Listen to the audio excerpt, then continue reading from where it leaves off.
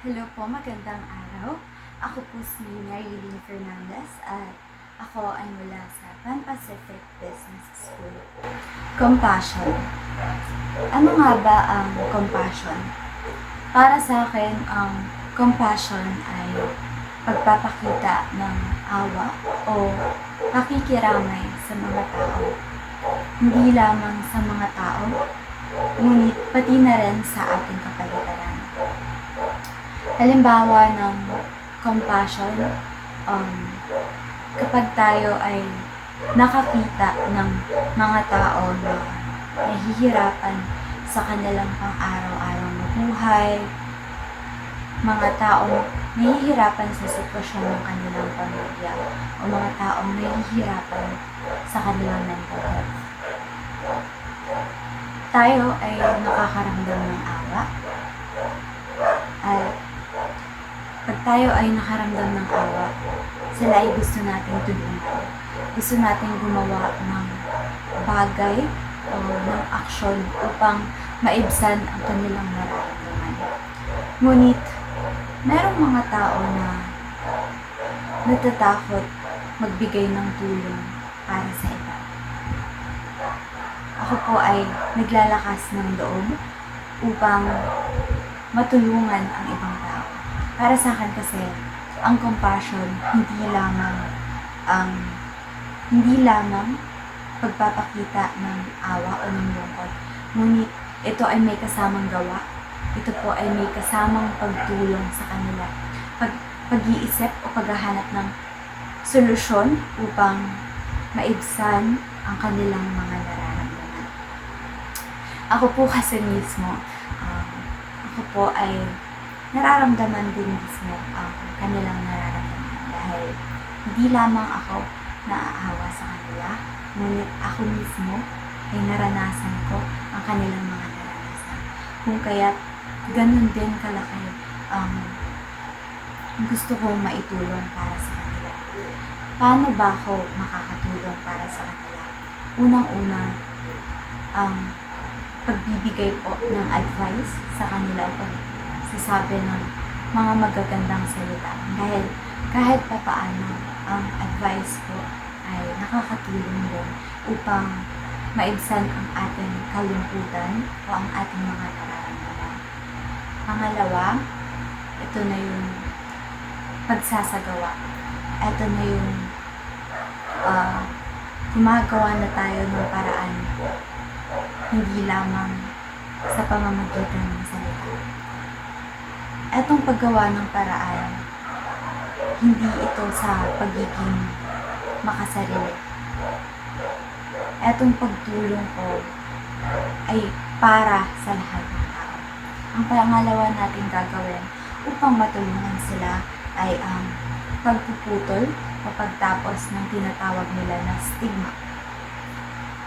Karamihan kasi sa tao ngayon nakakaranas ng paghihirap dahil hindi napuputol ang stigma o patuloy nilang ginagawa ang mga dati ng maling gawain. Hindi lamang ito para sa akin. Ang pagpuputol ng stigma ay hindi lamang para sa akin. Hindi ito pagiging makasarili. Para sa akin, makakatulong ito para sa mga kabataan, hindi lamang sa mga kabataan, ngunit pati na rin sa lahat ng tao sa mundo. Ang pagputol ng stigma na to, makakatulong ito sa susunod na henerasyon sa ating mga pamilya. Dahil pag tayo ay nakatulong, unti-unting magbabago ang ating buhay, unti-unting magiging masaya ang ating buhay. Pangalawang halimbawa ko po, ito ay patungkol sa ating kapaligiran. Yung mundo natin ngayon, unti-unti na pong nasisira. Ang mundo kasi, patuloy pong nagbabago ang ating mundo. At dahil sa pagbabago nito, pagbabago ng mga taong nasa mundo, ang ating kalikasan ay nasisira. Paano nila nasisira? Sa pamamagitan ng pagputol ng mga puno, pagtapon ng basura sa kung saan-saan, paggamit ng plastic, pagsunog ng plastic na nakakasira sa ating kapaligiran. Paano tayo makakatulong sa ating kalikasan? Dahil ang kalikasan ay napaka-importante sa buhay natin mga tao. Dahil sa mga aksyon natin, sa mga ginagawa nating mali, bumabalik ito sa atin at ito ay ikinakasira rin natin. Upang matulungan natin ang ating kalikasan, maaari tayong gumawa bilang estudyante, maaari tayong gumawa ng kahit na maliliit na bagay. Halimbawa na lamang ng pag-iwas sa paggamit ng plastic, pagpulot ng mga basura, at pagtapon nito sa tamang basurahan. Ang Pan Pacific University po ay isa sa mga nangangasiwa ng Sustainable Development Goals. Bilang isang estudyante, ang Sustainable Development Goals ay napaka-importante sa atin. Hindi pagiging makasarili ito. Hindi lamang ito para sa Pan Pacific University, ngunit isinasagawa at isinasapuso po namin ang Sustainable Development Goals upang ito ay makatulong sa karamihan, makatulong sa iba't ibang tao sa iba't ibang lugar. Ang Sustainable Development Goals, ang pagsasagawa po namin ng Sustainable Development Goals ay nagiging inspirasyon para sa iba upang gawin din ito.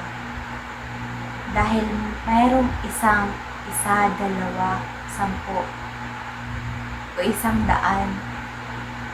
nagagawa ng magandang gawain at ito ay susundan ng ibang tao. Kung kaya't sa aming paaralan, sinisimulan na ho namin isagawa at isapuso ang Sustainable Development Goals. Dahil naniniwala po ako na kapag ang tao ay nagtulong-tulong na gumawa ng mga magagandang bagay, hindi lamang sa kapaligiran, ngunit pati na rin sa kapwa natin tao, sa mga hayop, at sa lahat ng nasa mundo. Pag tumagal, maaari natin mabalik ang kagandahan ng ating mundo. At naniniwala po ako sa core values ng Pan Pacific University at yun ho ang PCST at isa na doon ang pagiging at isa na doon ang compassion.